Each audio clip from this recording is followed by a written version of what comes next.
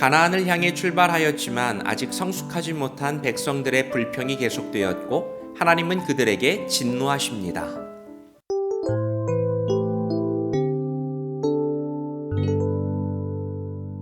드디어 둘째 해, 둘째 달, 20날 시내산을 떠날 시간이 되었습니다. 이스라엘 진영에 행진의 나팔 소리가 들립니다. 1년여 동안 시내산에 머물면서 하나님의 말씀을 받았고 성막을 건축했던 이스라엘 백성들이 마침내 시내산을 떠나 행진을 시작합니다. 민수기 10장 11절부터 12장에는 이스라엘 백성들이 시내산에서 가데스 바네아까지 진군하는 이야기가 기록되어져 있습니다. 그러나 이스라엘은 아직 미숙한 모습을 보여줍니다. 그들은 하나님의 마음을 이해하지 못하고 조금 더 편한 것, 조금 더 좋은 것, 그런 사소한 것들에 집착하여 원망하고 불평합니다.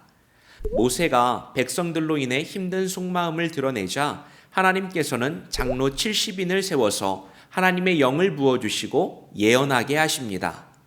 또한 고기가 없다고 불평하는 이스라엘 백성들에게 메추라기를 풍족히 주어 먹게 하십니다.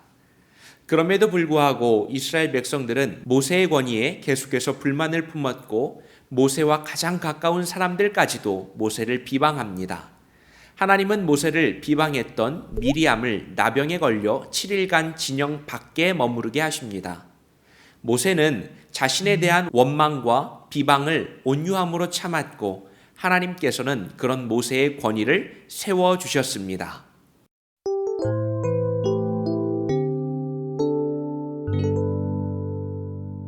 하나님은 이스라엘 백성들을 1년여 동안 시내산에 머물게 하시면서 그들을 준비시키셨습니다. 말씀을 듣게 하셨고 그 말씀을 따라가기 원하셨습니다. 만나를 통해 공급하시는 은혜를 누리게 하셨으며 사랑을 나누고 실천하는 그런 공동체가 되도록 훈련시키셨습니다. 이 모든 과정을 통해 이스라엘 백성들은 하나님의 살아계심을 눈으로 보고 체험하기를 바라고 계셨습니다. 이제 1년이 지났고 하나님은 비로소 이스라엘 백성들을 진군시키십니다. 그러나 이스라엘 백성들의 불평과 원망은 여전히 계속되죠.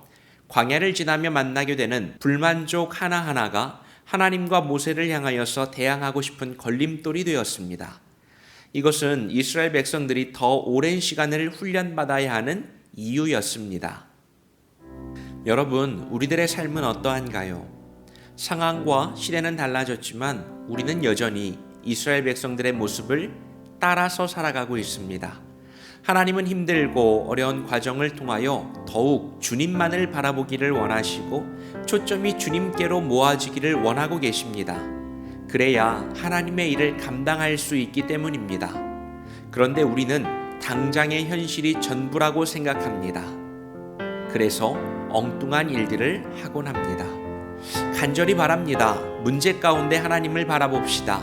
우리들의 삶의 결핍과 불만족은 불평과 원망이 아니라 주님께 간구해야 할 우리들의 기도의 제목입니다. 인도하시는 하나님의 손길을 경험하는 우리 모두가 될 수 있기를 축복합니다. 주의 사명을 감당케 하시려 우리를 준비시키시는 하나님, 우리가 문제의 상황 속에서 주님만을 바라보게 하시고 말씀으로 훈련받게 하셔서 세상에 주님의 사랑을 나타내고 증거하는 삶을 살아가게 하옵소서. 예수님의 이름으로 기도합니다. 아멘.